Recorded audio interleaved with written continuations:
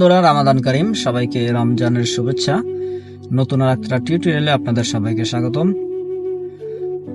গতকালকে রাসেল খাইমে গিয়েছিলাম দুবাই থেকে।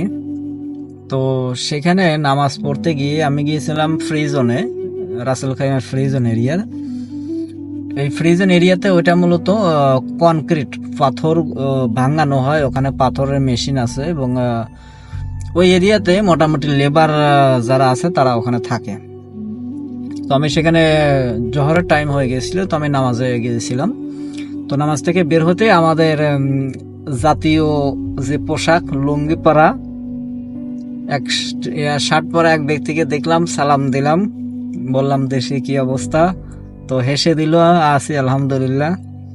খুবই সুন্দরভাবে হাসি দিয়ে আল্লাহর শুকরিয়া আদায় করলো। তারপরে প্রায় ওনার সাথে আধা ঘন্টা কথা বললাম। ব্যক্তিটার বাসা ফেনী।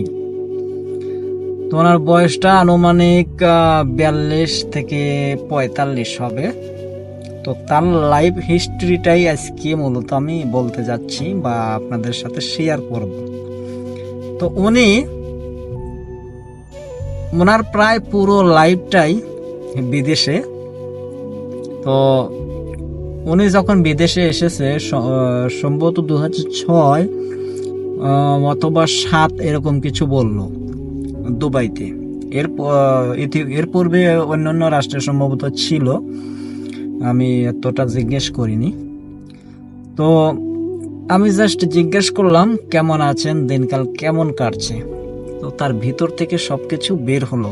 তো আমার অবশ্য খুব তাড়াহুড়া ছিল, তারপর আমি দাঁড়িয়ে গেলাম যে তার কথাটা আমি শুনি। তো সে বলল যে ভাই, আছি আলহামদুলিল্লাহ, ভালো আছি। তো ততটা ভালো আসলে নাই। কেন ভাই? প্রবাস জীবন আছে, পুরো জীবনটাই আমার বিদেশ। তো উনি যখন ইউএইতে আসছে সেই সময় ওনার স্যালারি ছিল 300 দিরহাম। তো ওনার স্যালারি ছিল 300 দিরহাম। তাহলে বোঝেন কোন সময় উনি এসেছিল। এবং সেই সময় উনি একটা ভালো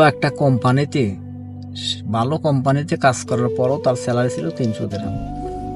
তো সেই সময় থেকে still now continue working UAE for the life struggle for the family members, not for himself, only for the family members, for the family support. তো এক পর্যায়ে বলতে বলতে তার ভিতর থেকে মনে হলো যে কষ্টের কিছু নমুনা ছাপ সুন্দরভাবে হাসির সাথে সে কষ্টগুলো বলা শুরু করলো। তো আমি শুনলাম যে তার কথাটা শুনে উনি বলছে যে ভাই বিদেশে আপনি কত বছর? আমি বললাম আমি এই অল্প কয়েক বছর আছি এখানে। তো কি করেন? আমি আমার প্রফেশনটা বললাম, আমি গাড়ি চালাই। তো বলতেছে গাড়ি আমিও এক সময় পছন্দ করতাম, এখন আর পছন্দ করি না। 2বার অ্যাক্সিডেন্ট করেছি। তো অ্যাক্সিডেন্টের পরে উনি আর পছন্দ করে না, তো কোম্পানিতে জব করে। তো বলতেছে যে ভাই লাইফটাতে প্রবাস জীবনে ইনকাম কম করি নাই, প্রচুর ইনকাম করেছি, কিন্তু এখানে বোঝেনি। আমারে বলছে যে বোঝেনি, আপনি যত ইনকাম করেন প্রচুর চাহিদা আমাদের, সেই চাহিদা অনুযায়ী কিন্তু আমাদের ইনকামের সাথে আমরা অ্যাডজাস্ট করতে পারি না, বা যা ইনকাম করে দেখা যায় ফ্যামিলি দিন দিন বাড়ছে, সংখ্যা বাড়ছে, সব কিছুর ডিমান্ড বাড়ছে, চাহিদা বাড়ছে, সবার চাহিদা বাড়ছে, এটা স্বাভাবিক। তো সেই কারণে উনি এখন পর্যন্ত আছে, প্রবাস জীবনে আছে, 45-42 এরকম বয়স। তো এই হলো প্রবাসী একটা ব্যক্তি, যিনি শুধু ত্যাগ করে যাচ্ছে ফর দ্য ফ্যামিলি মেম্বার্স।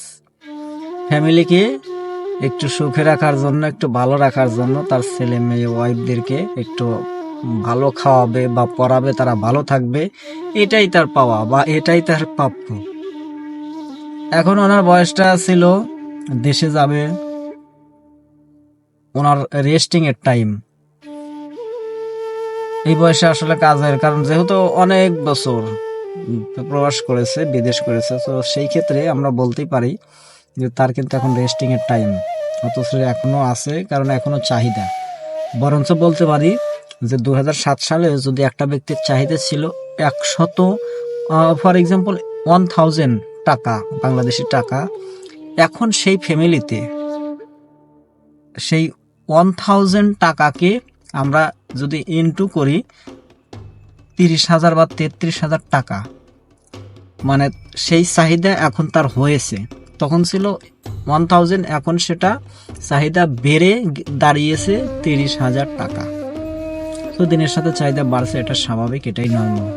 তবে একটা কথাই বলি, প্রবাস জীবন মানেই ত্যাগ, নিজেকে বিলিয়ে দেওয়া, বা সুন্দর পরিকল্পনা অনুযায়ী শুধু প্রবাসে থাকবেন, প্রবাসে সারা জীবন প্রবাস করবেন, that is not the life, it's the valueless. পরিকল্পনা অনুযায়ী কাজ করতে হবে, সেটা পৃথিবীর যে প্রান্তেই হোক, আপনি প্রবাসে হন, দেশে হন, অথবা যে কোনো ক্ষেত্রেই যদি প্ল্যান অনুযায়ী কাজ করতে পারেন, তাহলে আপনাকে সারা জীবন কাজ করতে হবে না। সঠিকভাবে কাজ করেন এবং ইনকাম করার পরে সেই ইনকামটা সঠিক একটা জায়গায় ইনভেস্ট করেন। সঠিক একটা জায়গায় যদি আপনারা ইনভেস্ট করতে পারেন, তাহলে কিন্তু খুব অল্প সময়ে, জীবনের যতদিন বেঁচে থাকবেন আল্লাহ বাঁচিয়ে রাখবে, পুরো জীবনের 2-4টা ফ্যামিলির ভরণ পোষণের ব্যবস্থা একাই করে দিতে পারবেন। সো ধন্যবাদ সবাইকে, সবাই ভালো থাকুন, সুস্থ থাকুন, সবাইকে আবারও রামাদান কারিম। দেখা হচ্ছে আর একটা ভিডিওতে। খোদা হাফেজ।